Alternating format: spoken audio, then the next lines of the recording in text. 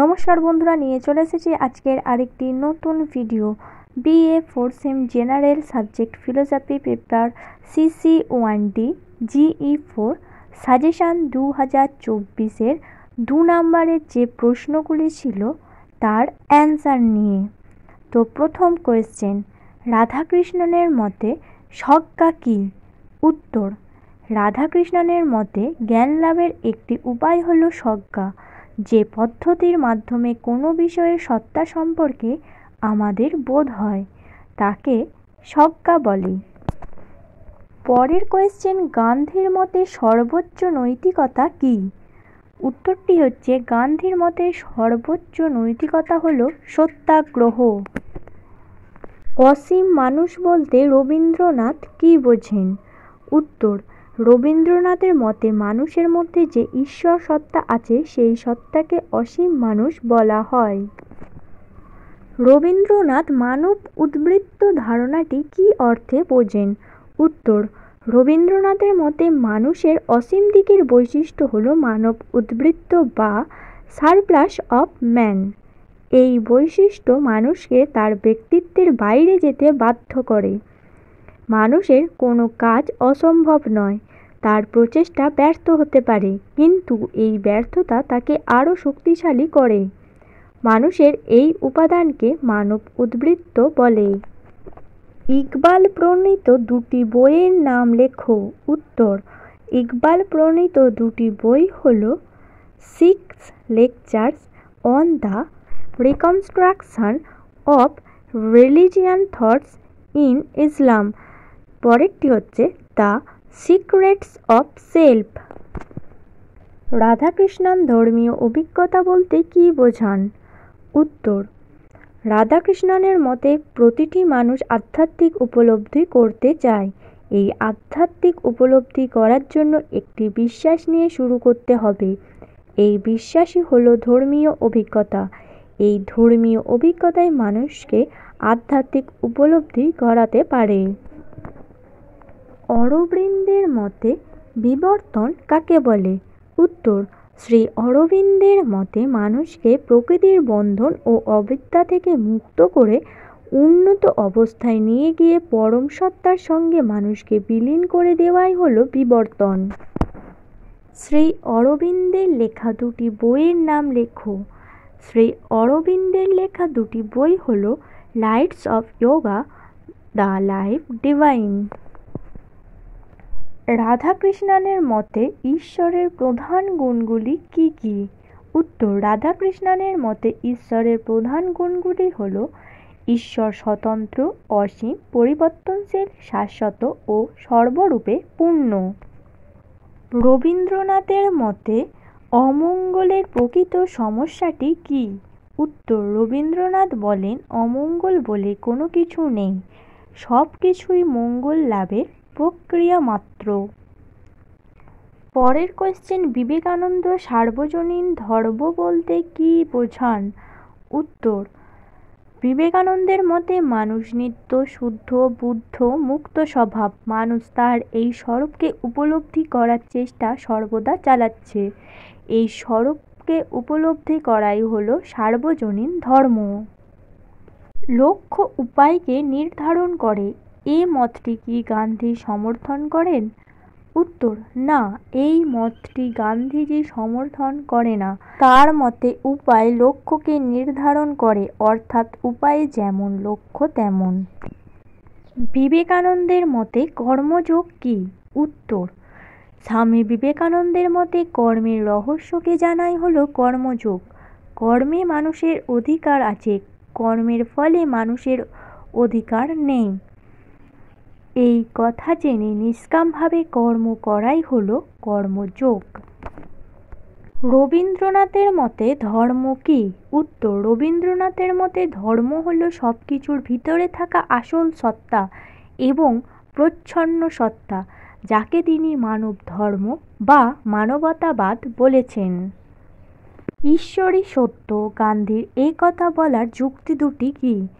উত্তর, গান্ধীজির মতে সত্যতা হলেন ঈশ্বর, অর্থাৎ তিনি ঈশ্বরকে সত্য না বললে এর উল্টো কথা সত্যতাকে ঈশ্বর বলেন।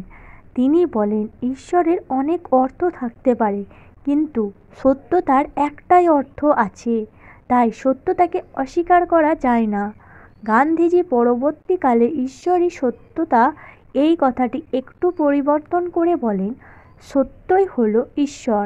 কিন্তু একটু লক্ষ্য করলে দেখা যায় দুটি বাক্যের মানে কিন্তু এক, তাই এই পরিবর্তনকে বৈধ বলা হয়। পরের কোয়েশ্চেন, রবীন্দ্রনাথের লেখা দুটি বইয়ের নাম লেখো। উত্তর, রবীন্দ্রনাথের লেখা দুটি বই হল the religion of man, 2 Gitanjali. রাধাকৃষ্ণনের মতে ধর্ম কী? উত্তর, রাধাকৃষ্ণন হিন্দু ধর্মকে সত্যের ভিত্তিতে একটি বৈজ্ঞানিক ধর্ম হিসাবে দেখেছিলেন, যা অন্তর্দৃষ্টি বা ধর্মীয় অভিজ্ঞতার মাধ্যমে ধরা হয়েছিল। রাধাকৃষ্ণনের মতে যদি ধর্মের দর্শনকে বৈজ্ঞানিক হতে হয় তবে তা অবশ্যই অভিজ্ঞতামূলক হয়ে উঠবে এবং নিজেকে ধর্মীয় অভিজ্ঞতার ভিত্তিতে খুঁজে পেতে হবে। অরবিন্দের মতে সত্তা কী? উত্তর, অরবিন্দ সৎ, চিৎ এবং আনন্দকেই সত্তা বলেছেন। তার মতে মহাজাগতিক বা সার্বিক চৈতন্যের মধ্যে জড় ও চেতনের একটি মিলনস্থল রয়েছে, যেখানে জড় ও চেতন একে অপরের কাছে সত্তা হয়ে যায়। রাধাকৃষ্ণনের মতে মানুষের সসীম দিকের বিশেষত্ব কী? উত্তর, অদ্বৈত বেদান্ত মতে মানুষ অবিদ্যাসৃষ্ট ব্যবহারিক জীব। ব্যবহারিক জীব মাত্রই মিথ্যা, কিন্তু রাধাকৃষ্ণন বলেন মানুষ বাস্তব সত্য। ঈশ্বরই মানুষ সৃষ্টি করে, মানব দেহের মধ্যে আত্মারূপে বিরাজমান। মানুষ ঈশ্বর সৃষ্ট সর্বশ্রেষ্ঠ জীব, প্রত্যক্ষ গ্রাহ্য মানুষ দেহ ও আত্মার মিলিত যুগ্ম সত্তা। রাধাকৃষ্ণন মানব প্রকৃতির দুটি দিকের কথা বলেছেন, শান্ত দিক ও অনন্ত দিক। মানুষের প্রকৃতির যে সত্তা স্থান ও কালে সীমাবদ্ধ, সেই সত্তা হল মানব প্রকৃতির সসীম দিক। পরের কোয়েশ্চেন, বিবেকানন্দের মতে ঈশ্বর বলতে কী বোঝায়? উত্তর, বিবেকানন্দের মতে ঈশ্বর হলেন চরম মঙ্গল। এই চরম মঙ্গলের দুটি অর্থ আছে, 1 ঈশ্বর হলেন আনন্দ ও সুখ, 2 প্রত্যেক ব্যক্তির পক্ষে যা মঙ্গল বা ভালো। ইকবালের মতে আত্মা বলতে কী বোঝায়? উত্তর, ইকবাল আত্মা কথাটির বদলে অহং কথাটি ব্যবহার করেছেন। ইকবাল দেহের অতিরিক্ত যে সত্তার আবেগ এবং আধ্যাত্মিক দুটি দিক আছে তাকে আত্মা বলে। রাজযোগ কী? উত্তর, রাজযোগ হল যোগ দর্শনের একটি শাখা। এটি পতঞ্জলির যোগসূত্র গ্রন্থে প্রথম আলোচিত হয়েছে। রাজযোগ ছিল যোগের লক্ষ্য এবং যোগ অর্জনের পদ্ধতি। ঊনবিংশ শতাব্দীতে যখন স্বামী বিবেকানন্দ তার রাজযোগ বইতে পতঞ্জলির ব্যাখ্যা দিয়েছিলেন, তখন এই শব্দটি যোগ অনুশীলনের জন্য আধুনিক নাম হয়ে ওঠে। মায়া কী? উত্তর, রবীন্দ্রনাথের মতে মায়া হলো এমন একটি শক্তি যা জগতের জ্ঞানকে ঢেকে রাখে, অর্থাৎ মায়া হলো সর্বোচ্চ ব্যাপক অজ্ঞানের একটি আধার। একেশ্বরবাদ কী? উত্তর, যে মতবাদে বলা হয় ঈশ্বর হলেন একমাত্র সত্তা তাকে একেশ্বরবাদ বলা হয়। তবে এই ঈশ্বর জগতের অতিবর্তী বা অন্তর্বর্তী দুই হতে পারে।